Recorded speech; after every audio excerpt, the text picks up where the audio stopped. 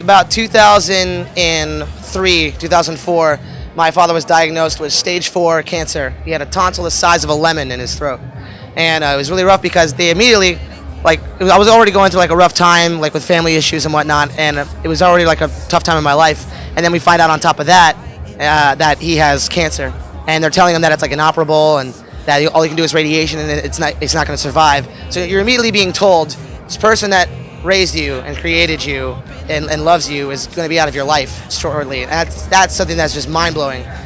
But the only thing that really got me through it was I had to keep a positive mental attitude, and I know everyone, to each their own religion. I'm a Christian. I stuck to prayer and that sort of thing. Like, just that feels like I have someone to talk to, and I think that's what a lot of people lack is having someone to vent to. But so my father had that, and eventually radiation completely got rid of it.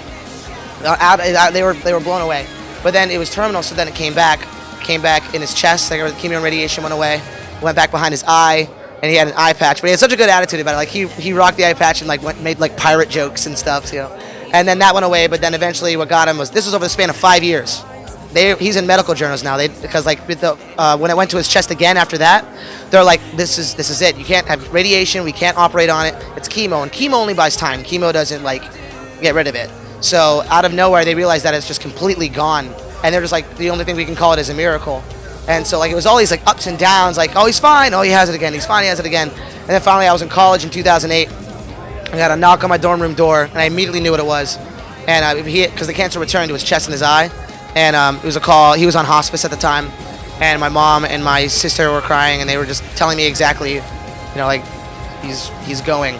And so I hopped on a plane and flew back that night. It was really, of course, it's a traumatic experience. I was 18 years old, I knew him for 18 years, He's my father. So it was a pretty tough time, though.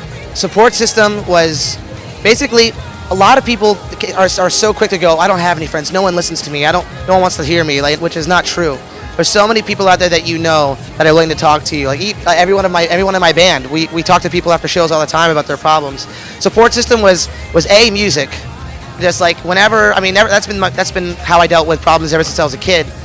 When I was in high school, and if I had a rough day, I got picked on or something, I'd blast sticks and stones and screaming at the top of my lungs, and for that moment, everything was nothing.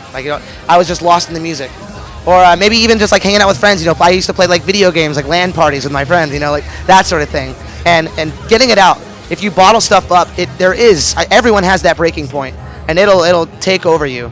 A lot of people accept defeat so much in life, and I think the most important thing for people to realize is that life is one giant lesson over and over again. Everyone can take these problems and say, oh, well, life sucks, my life is worse than other people's, but it's not that. It's life testing you, and that's your chance to overcome it and learn from it and become a better person. Actually, and I know people would think, well, he died, so wouldn't you want to renounce your faith? But no, because me being able to pray gave me so much, it gave me comfort. And I don't expect everyone to believe in the same religion I do. As long as you're doing the thing that makes you happy and makes you feel comfortable. And that's what it did. It gave me I felt content. I felt like everything was going to be okay, whether it was or wasn't. And I still pray every night to this day, and it still makes me feel safer, like I have someone else to talk to.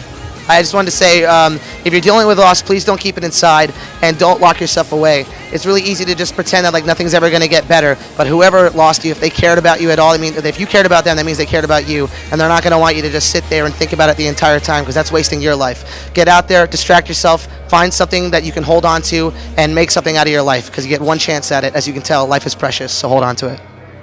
Please believe you'll be a dream catcher.